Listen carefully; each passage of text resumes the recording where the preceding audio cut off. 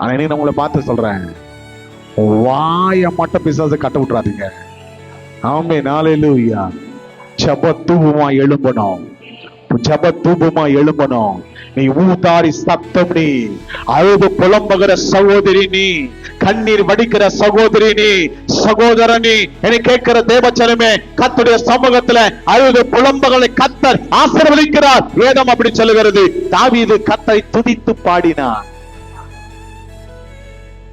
அவனை கர்த்தர் உயர்த்தலையா? பவுலும் சீலாவும் ஆண்டவரை ஆராதித்தாங்க. ராத்திரி வேளையில கட்டப்பட்டவர்கள் தான், ஆனா வாயை கட்ட முடியல. வாயினால கர்த்தரை ஸ்தோத்திரம் பண்ணாங்க. அவர்களை கர்த்தர் கட்டவிக்கவில்லையா? இனி நான் உங்களை பார்த்து சொல்றேன், இயேசுவின் நாமத்தினால உன் வாயை திறந்து ஸ்தோத்திரம் பண்ணினா உனக்கு இருக்கிற கட்டுகள் எல்லாம் நான் சொல்லும் போது கைய மேல உயர்த்தி கர்த்தர் உடைப்பார். ஆமென், ஹல்லேலூயா. சகல மற்றது விடுதலை வரும். ஆமென், ஹல்லேலூயா. ஆண்டவர் செய்ய நினைப்பது அது தடைபடாது.